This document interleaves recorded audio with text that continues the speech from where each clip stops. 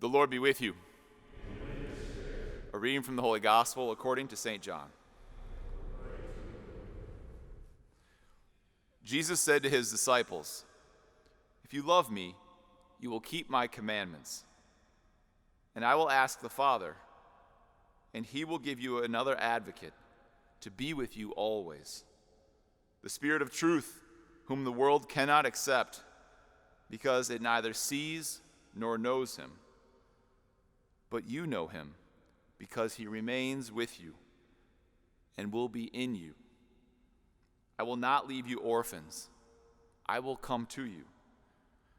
In a little while, the world will no longer see me, but you will see me, because I live in you, because I live and you will live.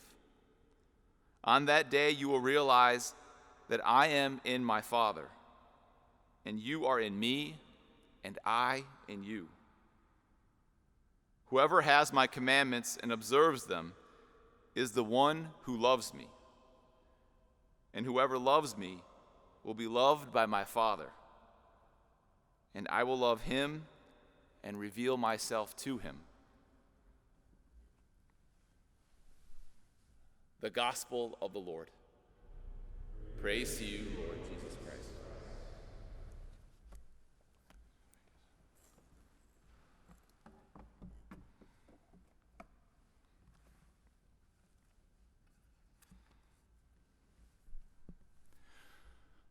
Later today, Notre Dame will hold its first ever virtual commencement for the class of 2020. While the traditional ritual will be subdued, one key element will of course be in place, that being the conferral of the degree, a moment that is absolutely essential in any commencement ceremony. During this time, the university signals to those graduates that the work they have done is now officially recognized by the university. Usually, some form of language like this is applied. By the authority invested in me as either the dean of the college or the president of the university, I confer upon you this degree with all of its rights and responsibilities. Now, I believe that this particular passage, this particular encounter, deserves some point of reflection. Because if we were to merely look at this through the lens of a consumeristic society, this conferral makes actually very little sense. It was, after all, the student who did the work. It was the student who paid the tuition and the room and board. So how is it that the university is now in a position to be able to confer the degree? It would be like going to the local grocery store, walking around with your own cart, pulling the varying food items off the shelf and putting them there, walking up to the cashier, and at this point in time, the cashier looking at you and saying, "These pickles, Pete, I give to you to be used as a good steward. Be sure not to overeat them, be sure to share them, and I hope that you at least enjoy them." It would strike us as odd if we had that type of exchange upon going to the grocery store. But this here provides perhaps the limiting narrative of a consumeristic approach. Because what is ultimately occurring with the conferral of the degree is something beyond that. It is something deeper. It is vocational. By the university recognizing the work that has been done, the university is in fact sending these graduates out into the world. A time and place that is complex, a time and place that needs thoughtful individuals who are able to take the knowledge that they have understood and gained and now apply.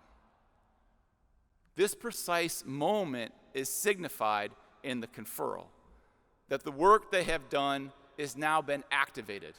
It is now being directed. And I bring up and tease out these two parallels because I believe it to be important for interpreting our readings for this day.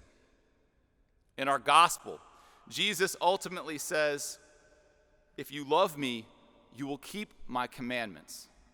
These commandments, of course, that we know, Jesus alludes to them in Mark's Gospel, chapter 12. We are to love the Lord our God with all our heart, with all our mind, with all our soul, and with all of our strength. And the second is like it. We shall love our neighbor as ourselves. We don't do these things when it's merely convenient. We do them in response to a God who loved us first. A God who says, not only have I loved you first, but I love you each and every day, as Jesus says in this gospel today. I will not leave you as orphans.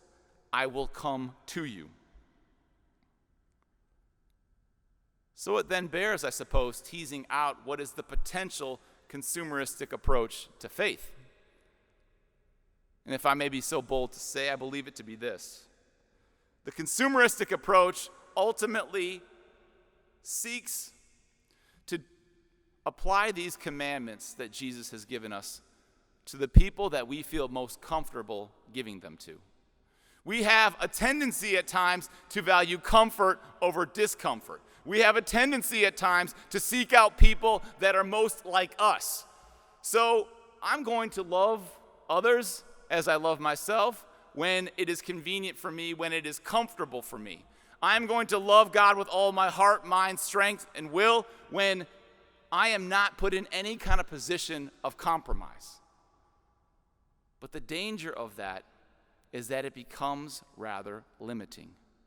We are unable to fully actualize the potential of what these two great commandments invite us to do.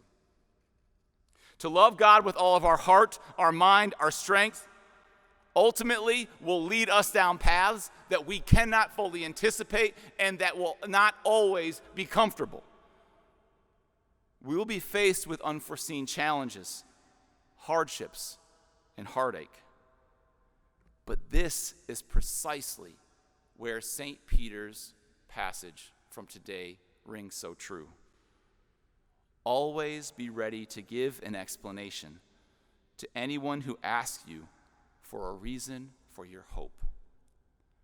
You see the beauty of putting ourselves out there, the beauty of allowing this gospel, these readings to be vocational, is that they strike us at the core of who we are. They invite us to go forward, to be sent out into a world in need, to be men and women quite literally with hope to bring. And not only with hope to bring, but the capacity to articulate the purpose of our hope.